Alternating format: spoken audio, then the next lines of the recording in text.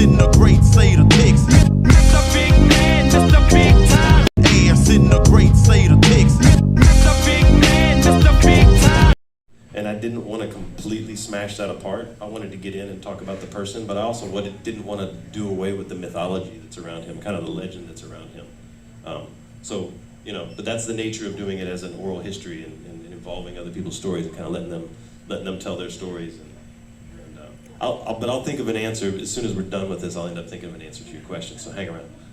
With the wild stories, one of my another favorite was because I've only heard you talk about one type of way, but we talked about DJ Screw and Watts at Frenchie's with Al D and Poppy, and like when Al D came with his response, it was just like the most Al D, you know what I mean? Right. That's a perfect example of what I'm talking about. You've got two very different recollections of an event. And the one person who was in the middle who would actually remember how it went down is no longer with us. So I was like, well, I'm just gonna put them both in there and say, well, okay, Al D has a different recollection of this day. Let's hear Al D. If y'all read the book, when y'all get to this story, y'all go, it's funny. Yeah. Yeah. Just know somebody almost got ran over by a car or something like that. It's crazy stuff going on, man. Mm-hmm. It's crazy stuff going on.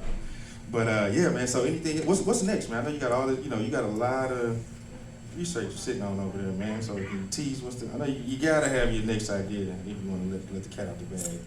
I'm gonna put this to the side for a little bit as far as working on this. I'm gonna be traveling this year, and I'll be doing a lot of stuff, for it this year.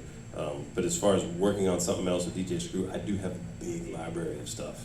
But I'll wait a little while. But let's just say it's not gonna disappear. Put it that way. Yeah. But the next book I'm working on is about Galveston. Nice. Sure, being consulted, by people around him. Oh, get this, get that. Kind of slowly picking up gear. He never got to the point where he was had a big fancy studio. It was more like processors kind of stacked on one another, and he was getting a lot of taped dubbing machines. But I think piece by piece he was doing that. You talk about too about him, like how early he got into production. Like as he's buying all that, he's getting keyboards. He's getting into all that kind of stuff too. Yeah. Sure, being consulted, by people around him. Oh, get this, get that. Kind of slowly picking up gear. He never got to the point where he was had a big fancy studio. It was more like processors kind of stacked on one another, and he was getting a lot of taped dubbing machines. But I think piece by piece he was doing that. You talk about too about him, like how early he got into production. Like as he's buying all that, he's getting keyboards. He's getting into all that kind of stuff too. Yeah. Like he was kind of like he didn't give too much, and he was like, man, why y'all giving them all them verses?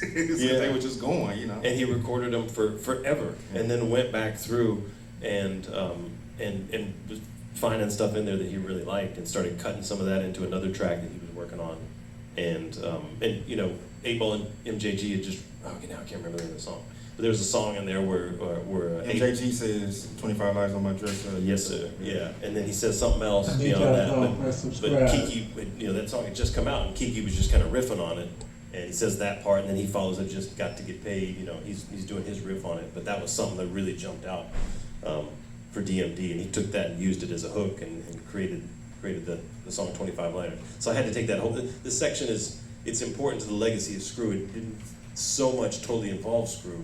But that's why I ended up pulling it out. So I had to cut something. But I have, at some point I'm sure I'll write an article where I'll expand on it even further, and it'll be bigger than it would have been in the book. Yeah. I like how you also touch on the importance of guys like a Poppy, like a Stick One. Like these guys are just as important as the guys who are rapping, Yeah. And you might hear them freestyling a little bit on the tape. Poppy used to host some of the Club Nouveau tapes, but they're not names that really jump out for a lot of people, but super, super important. Man, I wish I would have got Poppy. I tried. I talked to Poppy a bunch of times, but I never got him for an interview and really got to. People like him that I didn't get to talk to, I still wrote about him. So I was like, I want to talk about him in the book. Yeah, and I can't remember exactly where it was, but it was one part he was saying his influence was he was the one telling people, y'all need to go get this tape. You need to come get these tapes. Yep. He was the one bringing people together. He was the one, and so I hope that comes across in the book. Of course, he's not going to toot his own horn that way, but a lot of other people saying, Poppy was the one. Yeah. What, because you said you want to write a book about DJ Screw to kind of give people just an inside look of more than just this DJ or this, slow down guy or whatever. What would you want people to walk away from just with their impression of who DJ Screw was as a person? Conversation with Donnie Houston and Lance Walker, the author of the DJ Screw book.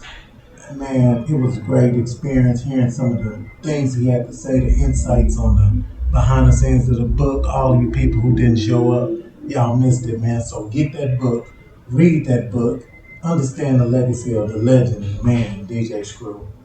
And all the people who've been making little ends off him, y'all. I need y'all to go and press subscribe.